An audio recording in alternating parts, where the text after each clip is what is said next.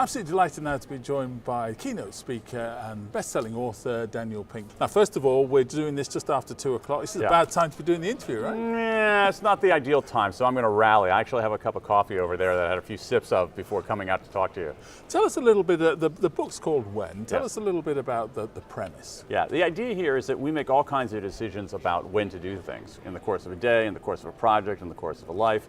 We tend to make those decisions, again, whether we're city managers, whether we're moms and dads, whoever, based on intuition, guesswork by default, and that's the wrong way to do it. There's a rich body of science that allows us to make better, smarter decisions about when we do things in our lives. One of the things that you talk about in the book is kind of like on a day-to-day basis of how we go up and down during the day. Describe that to us. Yeah, so basically we tend to move through the day in 3 stages. A peak, a trough, a recovery. Most of us, about 80% of us, move through in that order. So our peak is earlier in the day, there's a trough in the middle of the day, and then a recovery later in the day. And it turns out that understanding that is enormously important, because what a vast amount of research tells us is that our cognitive abilities, our brain power, doesn't stay the same throughout the day. It changes in predictable ways, and it changes sometimes in dramatic ways. So knowing that pattern and simply knowing that how our brain power changes can allow us to make better, just like down and dirty tactical decisions about when to do certain things in the course of a day. But you also, in the book, as well as doing that, you also talk about some of the things that you can do to help. Oh, sure, absolutely. I mean, one of the things you can do is, first of all, is be aware of it and actually be intentional about doing the right work at the right time. So for instance, during the peak, which again, for about 80% of us is early in the day. For night owls, it's much, much later in the day.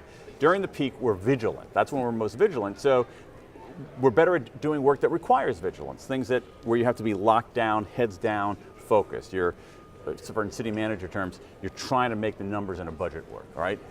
You don't want to be distracted. We're better off doing that work during our peak, and yet we're better off doing work that requires more iteration, mental looseness, brainstorming later in the day for most of us, when our mood is up but our vigilance is down. And then during that trough period in the middle of the day, it's a very, very dangerous time of day. And we should be at least conscious of that, taking more breaks during that period, but also doing our less important work during that sector. Final question is, a lot of time, a lot of effort goes into policy, goes into the how. So how much more should go into the when? Well, I mean, a lot of the research has significant policy implications. You see this in a whole array of fields. In fact, you know, here with the city managers, I want to talk about education. You see different performances among school children at different times of day, as reflected on standardized tests, as reflected in classroom performance. So that is urgent. If you look at healthcare,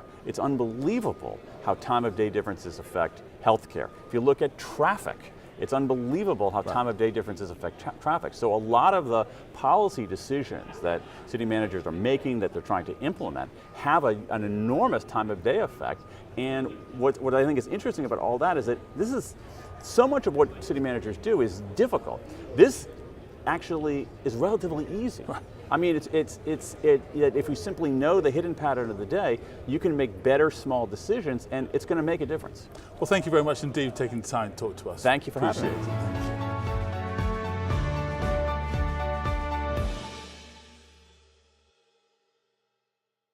ICMA TV has plenty more exclusive content from the conference, which you can check out using the links to the right. Be sure to check back each day for brand new interviews, stories and coverage from the show. You can also travel back in time and revisit 12 years of ICMA TV by checking out our channel.